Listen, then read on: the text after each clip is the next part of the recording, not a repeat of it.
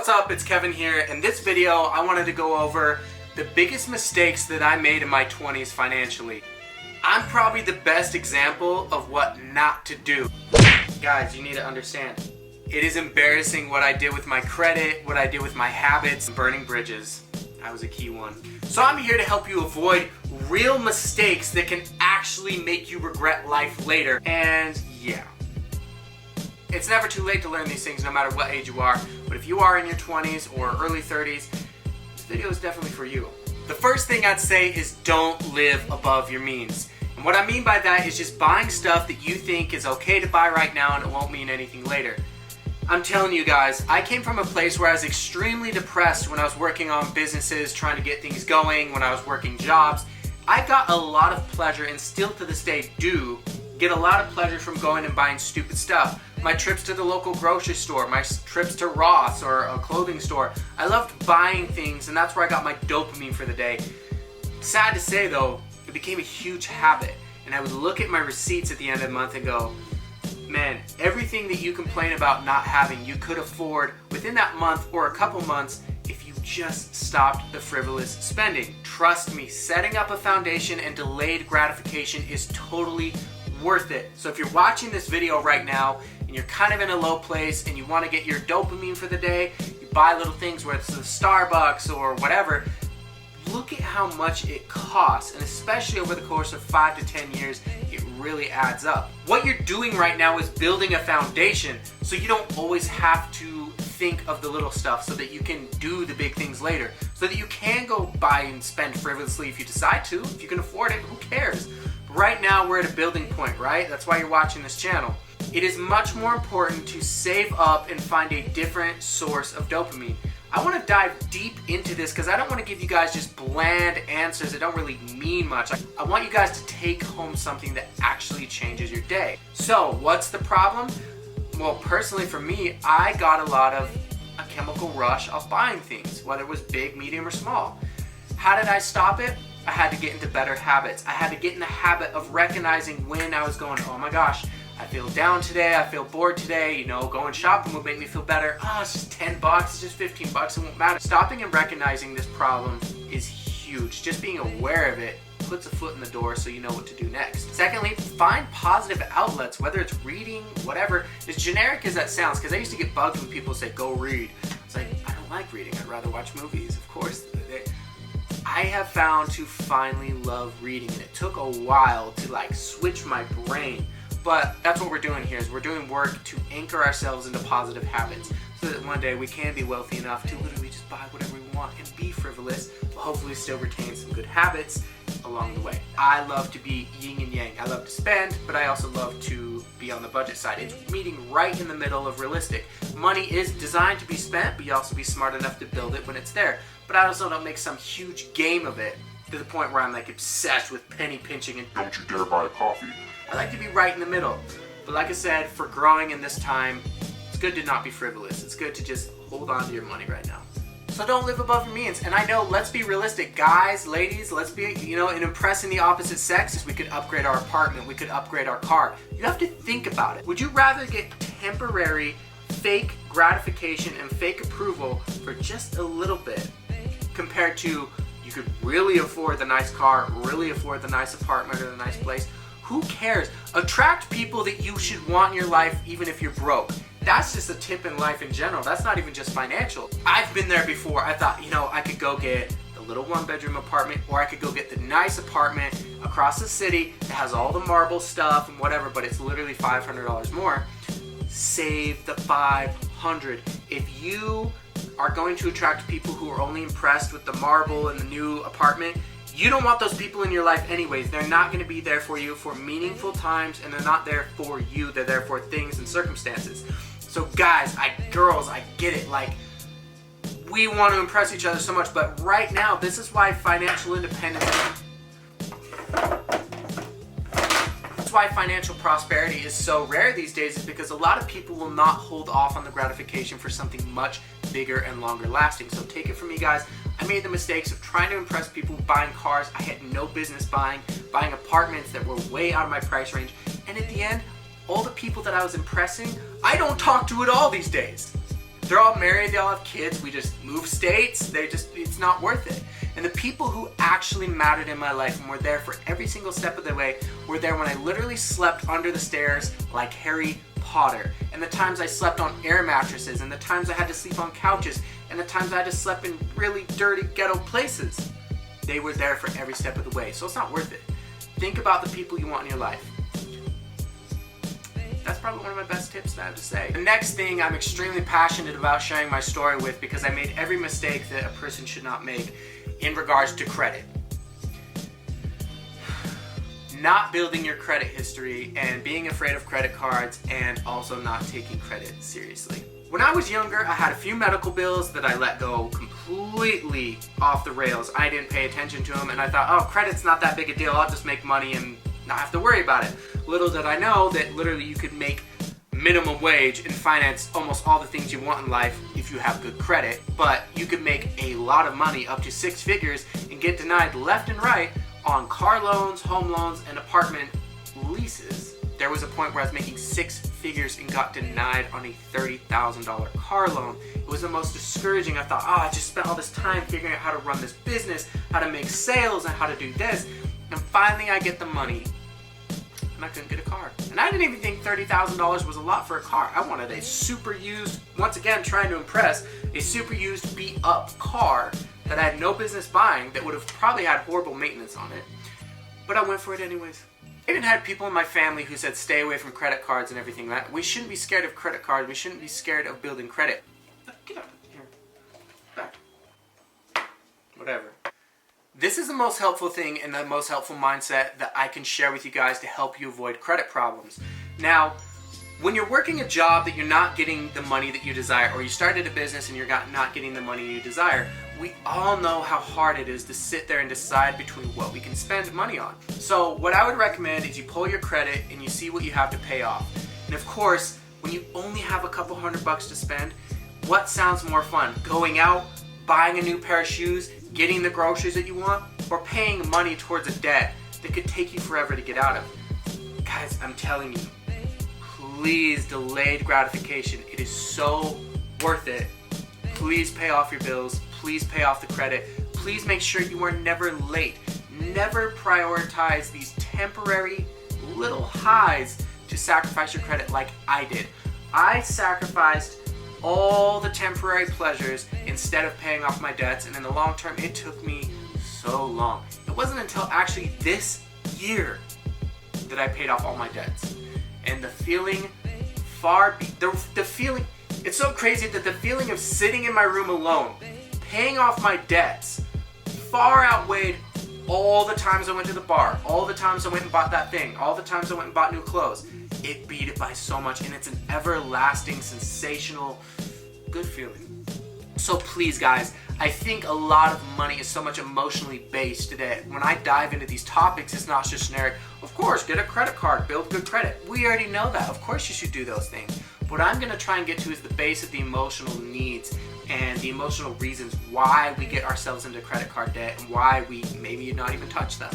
So with that being said, please do not be afraid of credit cards. There's so much information out there to find credit cards to build when you have no credit or bad credit, or you're doing good and you just want to take it to the next level.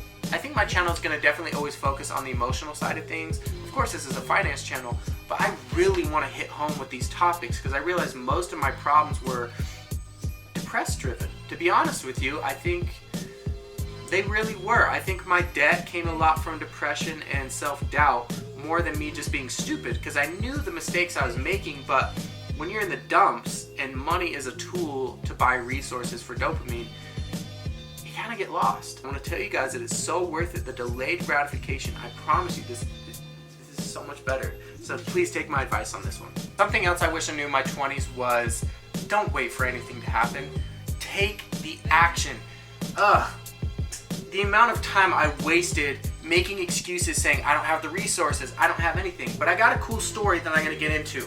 At one of my low points, I had my car stolen, I was out of money, and I lost my job. Not only did I have to find a job, I had to find a job within my city because I no longer had a car to get there.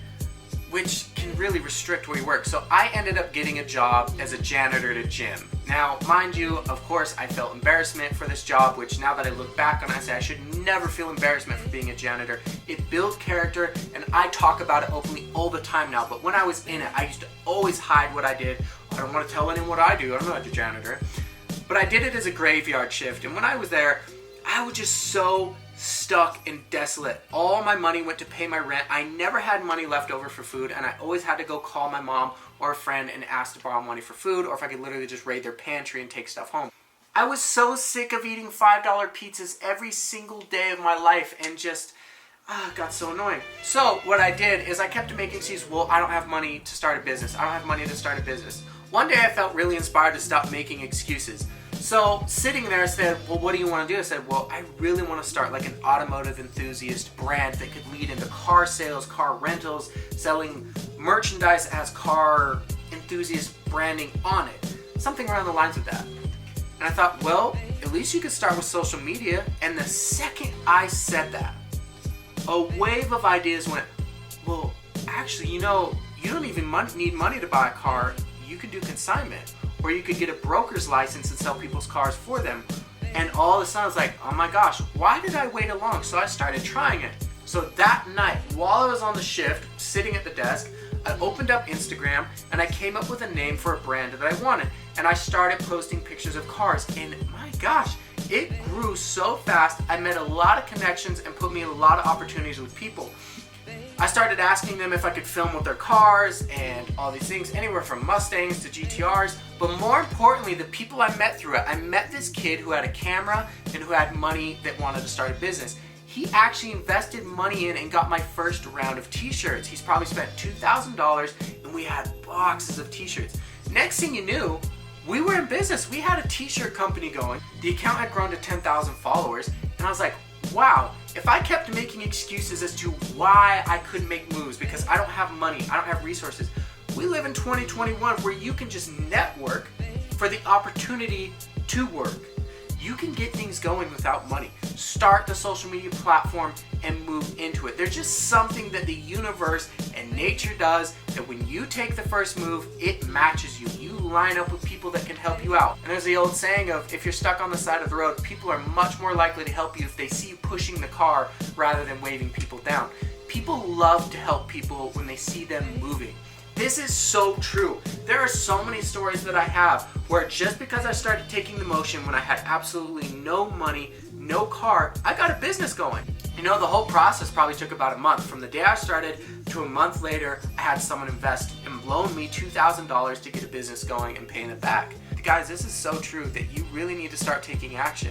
Please start taking action. If it means you just can start an Instagram or a TikTok, get it going. And in the day of drop shipping where you don't even need physical products, take the action. And last but not least, taking action. I learned more in a week by trying to start a t-shirt and a car rental business than I did watching any amount of YouTube videos. Watch these YouTube videos, get as much information as you can, and go get dirty. Go do the hands-on work. You will learn so much by taking action. Please, this is almost a message. I wish I could reach out to my younger self, but I can reach out to you guys and say, please take action. Do not wait for anything. The universe will meet you halfway. Even if you don't believe in law of attraction or universe or anything like that, there's just something that takes place in this world that when you move, something meets you halfway every time. It's crazy, so take advantage of that. The very last tip that I have, the very last thing that I wish I knew about my 20s is don't worry. Guys, the amount of time I spent worrying about how I'm going to pay my bills, how this, blah, blah, blah, blah, blah, blah, blah. Guys, let it go. Live in the moment and trust in your intuition. When I look back at all the things I was stressed out about mean nothing to me now, and they could have been easily solved by just staying present to the moment and understanding to stay relieved. Stay grounded. Don't be so responsive to things happening. If it's something as small as a bill or a friend fighting or your business isn't working out, just breathe and relax and know that it all works out. Once you anchor yourself into this affirmation that it's all going to work out, you do not become so responsive, you become solution oriented. The less time you spend thrashing about that life's not going the way you want it, and more focusing that energy on what's a direct path to a solution while remaining to feel good. And if you can't feel good in that moment, feeling better than normal. or not digging yourself deeper by acting out of rage, acting out of anger, acting out of depression, or any type of negative emotion. And staying centered in your emotions is crucial for being an entrepreneur. Of course, we're going to get frustrated and all the things, but it's not allowing our emotions to go to extremes. So if you're going to be a business owner or take on an extra side hustle, you need to learn to control your emotions and just be grounded. A great way of doing that is meditation. Of course, there's so many connotations with meditation, but what that means to me is sit silently for 20 minutes a day. If you can't do that, that's not realistic for you, that's not your agenda, you're a coffee drinker, you can't silence your mind, do it 3 times a week. Find something that anchors you to not get overly emotional, that you don't become super reactionary to things not going your way, and by default, things actually start going your way more often. And you also save yourself a lot of time and stress. When you start a business, it's this didn't work, no. It takes a toll on your soul, and you get into a negative place. So you want to feel good. So how do you feel good? Take away from that moment and say, what can I be grateful for? Man, I'm grateful that I have my bed. I'm grateful that I have my parents, or I'm grateful that I have my friends, I have my spouse, I have my partner. Find something. There's always something, no matter how dark it is, to ground yourself and anchor yourself in. They'll make you feel good and grateful for even when business is working out. Because one day it will work out. Whether it's that specific business, a variant of the business, or whatever. Ground and anchor yourself into the emotion that there's always something to be grateful for. So say you're starting a business, you're doing trading, whatever it may be, you had a messed up week, and there's nothing to get your dopamine from. Take a step back, like, I'm so grateful for this, I'm so grateful for that. Keep yourself healthy in the face of rejection. You need to train your brain to not take rejection as a negative thing or something to get you super discouraged or depressed. It's part of the process. It's in the manuscript. You want to be a millionaire, make $100,000, a billionaire? Failure is written in the agenda. It is something that must be experienced. So don't take it so personal. Don't take it so negative. So what I would say is don't stress so much. Allow yourself some stress to get things done, but don't take it so much that it starts to take a toll on your health or take a toll on your relationships. There's nothing worth more than your relationships. When I view money is a tool to help my relationships. We can go to dinner, we can go travel, we can go have fun, we can buy the blankets that we want, we can buy whatever. Don't ever let your business become more important than the things it's paying for. Your family, your relationships, your health. Always make sure, keep that in check. I really do want to make an impact on sharing my personal story of how I really actually got out of the struggle, not just with money, but depression, and how those kind of went hand in hand, and so that I can share this and give back to you guys. So thank you for watching, and I'll see you next time.